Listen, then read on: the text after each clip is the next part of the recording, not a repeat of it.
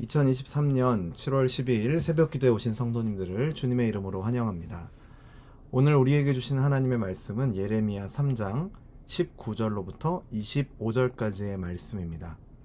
하나님의 말씀을 제가 봉독하겠습니다. 내가 말하기를 내가 어떻게 하든지 너를 자녀들 중에 두며 허다한 나라들 중에 아름다운 기업인 이 귀한 땅을 내게 주리라 하였고, 내가 다시 말하기를 너희가 나를 나의 아버지라 하고 나를 떠나지 말 것이니라 하였노라. 그런데 이스라엘 족속아, 마치 아내가 그의 남편을 속이고 떠나감 같이 너희가 확실히 나를 속였느니라. 여호와의 말씀이니라. 소리가 헐벗은 산 위에서 들리니 곧 이스라엘 자손이 애곡하며 간구하는 것이라. 그들의 길을 굽게 하며 자기의 하나님 여호와를 잊어버렸음이로다. 배역한 자식들아, 돌아오라. 내가 너희의 배역함을 고치리라 하시니라. 보소서, 우리가 주께 왔사오니 주는 우리 하나님 여호와이심이니이다. 작은 산들과 큰 산 위에서 떠드는 것은 참으로 헛된 일이라. 이스라엘의 구원은 진실로 우리 하나님 여호와께 있나이다. 부끄러운 그것이 우리가 청년의 때로부터 우리 조상들의 산업인 양떼와 소떼와 아들들과 딸들을 삼켰사온즉 우리는 수치 중에 눕겠고 우리의 치욕이 우리를 덮을 것이니, 이는 우리와 우리 조상들이 청년의 때로부터 오늘까지 우리 하나님 여호와께 범죄하여 우리 하나님 여호와의 목소리에 순종하지 아니하였음이니이다. 아멘. 하나님은 이스라엘 백성을 자녀와 같이 사랑하셨습니다. 그리고 그들도 하나님을 그렇게 사랑하기를 바라셨습니다. 이스라엘이 하나님을 나의 아버지라고 부르면서 떠나지 않기를 하나님은 기대하셨던 것이죠. 그러나 이스라엘은 하나님의 사랑과 기대를 저버렸습니다. 가차없이 그분을 버리고 떠나버렸습니다. 그런 이스라엘의 배교의 역사를 오늘 본문은 다시 한번 회상하며 우리에게 들려주고 있습니다. 창세기 3장을 보면 인류 최초의 범죄는 뱀이 여자를 속이고 거짓말을 하였던 바로 그 속임에서부터 시작됩니다. 그리고 창세기 4장 인류 최초의 살인사건을 보면 가인은 아벨이 어디 있는지 물으시는 하나님께 자신이 알지 못한다며 거짓으로 속이려고 합니다. 이러한 속임의 역사는 계속 이어져서 오늘 본문의 배경이 되는 북이스라엘 역시도 하나님을 향해서 속이는 것을 반복하였습니다. 하나님은 이스라엘을 자녀로 삼으시고 아름답고 귀한 땅, 곧 가나안 땅을 주겠다고 약속하셨기 때문에 이스라엘은 아버지 되신 하나님을 떠나서는 안 되었습니다. 하지만 이스라엘은 마치 아내가 남편을 속이고 떠나는 것처럼 하나님을 속였다라고 본문 20절에서 말하고 있습니다. 아담이 하나님의 말씀을 알면서도 선악을 알게 하는 나무의 열매를 먹은 것처럼 시내산에서 이스라엘이 율법의 말씀을 다 듣고도 금송아지를 숭배했던 것처럼 이스라엘은 하나님의 말씀을 알면서도 따르지 않았습니다. 왜냐하면 옛적의 하와가 뱀에게 속았던 것처럼 이스라엘 백성들은 세상의 우상들이 그들이 또 주는 말이 더 달콤했고 그들이 더 능력이 있다라는 그런 거짓에 속았기 때문입니다. 이 속임에 빠져 그들은 하나님을 속이고 떠나는 죄를 지었고 그 죄를 거듭거듭 반복하고 있었던 것입니다. 그런 이스라엘 백성들을 향해서 자신의 사랑과 기대를 저버리고 배신하는 그 이스라엘 백성들에게 하나님은 깊은 상처를 받으시고 그들을 향해 마음 아픈 탄식을 토하시는 것이 오늘 본문에서 보게 되는 하나님의 모습입니다. 이스라엘의 모습은 어떻습니까? 21절을 보면 그분을 배신하고 떠난 백성의 소리가 헐벗은 산에서 들려온다라고 말합니다. 그것은 시련과 고통을 당해 애곡하며 간구하는 소리였습니다. 그런데 그 소리는 사실 아무짝에도 쓸모없는 이방신들, 우상들에게 호소하고 울부짖는 소리였습니다.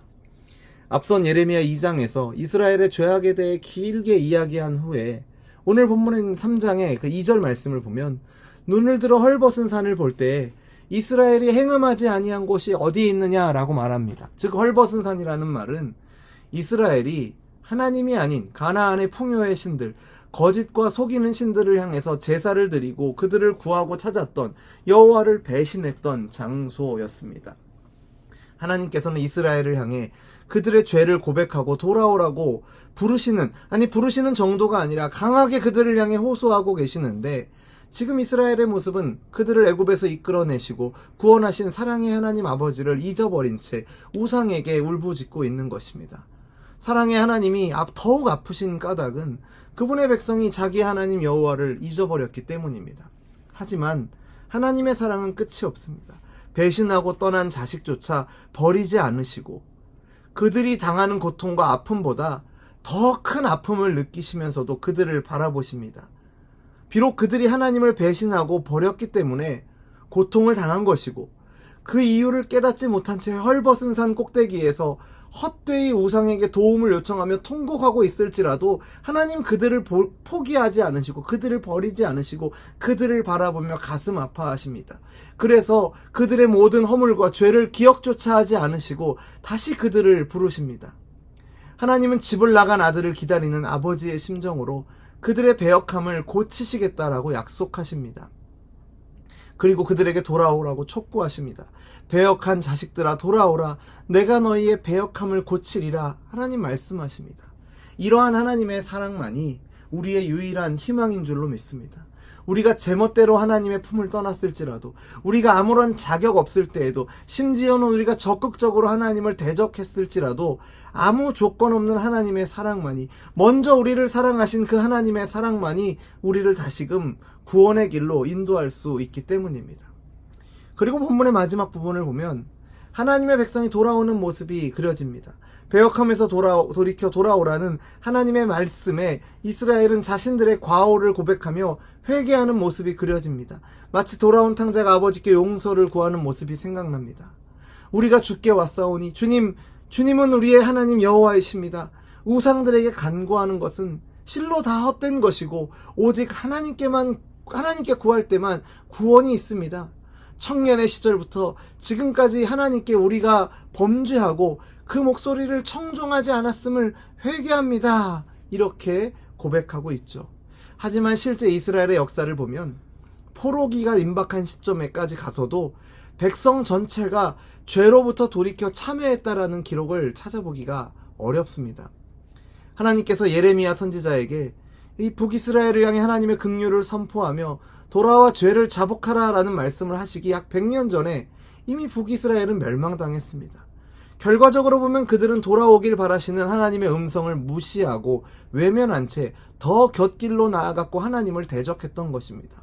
그런데 본문 바로 앞인 14절부터의 말씀을 다시 한번 보면 그렇게 이스라엘이 하나님을 대적했음에도 불구하고 하나님은 그런 이스라엘을 향해 자녀라고 부르시기도 하고 내가 너희의 남편이다 라고 말씀하시며 합당한 목자들을 주어 번성하게 하겠다라고 말씀하십니다. 이것은 하나님의 허언이 아닙니다. 비록 돌아올 사람이 거의 없는 이스라엘이지만 그런 그들을 향해서 하나님은 회복을 선언하시고 이스라엘과 유다가 하나가 되어 예루살렘에 모이라고 말씀하셨습니다. 여전히 그들을 향해서 자녀라고 부르십니다. 이렇게 배역한 백성이 돌이켜 하나님께 돌아오도록 포기하지 않고 끝까지 찾으시는 것이 바로 하나님의 사랑입니다. 그것이 실제로 일어나도록 우리 안에 역사하시는 하나님의 능력을 믿고 의지하시는 저와 여러분이 되기를 간절히 원합니다. 성경을 읽으면 이스라엘이라는 이름이 등장하는 자리마다 우리의 이름을 넣어도 참 어색하지 않게 자연스럽게 읽힙니다. 왜냐하면 성경에서 보는 이스라엘의 연약한 모습이 오늘 우리의 모습과 별반 다르지 않기 때문입니다. 오늘 우리는 어떻습니까? 혹시 하나님의 사랑과 기대를 저버리고 여전히 자기의 멋대로 살고 있지는 않습니까? 돌아오기를 간청하시는 하나님 아버지의 음성을 억지로 무시하지는 않았습니까? 다시금 하나님 아버지를 기쁘시게 해드리는 아름다운 삶을 시작하시는 저와 여러분이 되기를 바랍니다. 회개하는 역사의 시작이 우리에게 있는 것이 아니라 하나님께 있음을 기억하며 시편 51편에서 다윗이 고백한 것과 같이 내 속에 정한 마음을 창조하시고 내 안에 정직한 영을 새롭게 하소서라는 간구가 이 새벽에 저와 여러분에게 있기를 간절히 원합니다. 우리가 하나님의 자녀가 되고 그분을 아버지라고 부를 수 있는 것은 하나님이 우리를 먼저 찾아오시고 먼저 사랑하셨기 때문입니다. 그분의 사랑이 아니라면 우리는 그분을 아버지라고 부를 수 없습니다. 그분을 찾을 수 없습니다. 스스로의 힘과 의지로 먼저 하나님을 사랑할 수 있는 사람은 아무도 없다라고 로마서 3장은 분명히 말합니다. 부르시고 거듭나게 하셔서 새로운 삶을 살게 하는 은혜를 하나님께서 우리 모두에게 주신 줄로 믿습니다. 우리를 위해 행하신 하나님의 은혜와 사랑의 역사를 기억하며 아버지께 감사하며 순종하는 우리 모두가 되기를 바랍니다. 복음성가의 가사와 같이 우리 아버지이신 선하신 하나님의 기쁨이 되는 저와 여러분의 오늘 하루가 되기를 주님의 이름으로 축원합니다. 사랑과 은혜가 많으신 하나님 아버지, 오늘도 이 말씀을 통해서 우리를 돌아보며 또 우리를 향하신 하나님의 한없는 은혜를 기억하게 하심을 감사드립니다. 이스라엘과 같이 하나님을 속이며 하나님 아닌 것들의 소망을 두고 살아가던 우리에게 은혜 주셔서 참 소망이 예수 그리스도 안에 있는 것을 알게 하시고 그 소망을 바라보며 살도록 인도하여 주심을 감사드립니다. 비록 우리는 여전히 하나님을 속이고 또 자꾸 우리 배역한 자리로 돌아가고자 할지라도 우리를 향하신 하나님의 사랑이 우리를 포기하지 않고 다시 찾아오시고 일으키시고 회복시키셨기에 오늘 우리가 이 자리에 서 있음을 고백합니다. 지금까지 우리를 향해 부어주셨던 그 사랑이 앞으로도 변함없이 더욱 충만하게 부어질 것을 믿고 감사를 드립니다. 참된 구원이, 참된 소망이 우리 하나님 여호와께 있음을 입술로 고백하고 삶으로 드러내고 증명하는 우리 모두가 되도록 인도하여 주옵소서.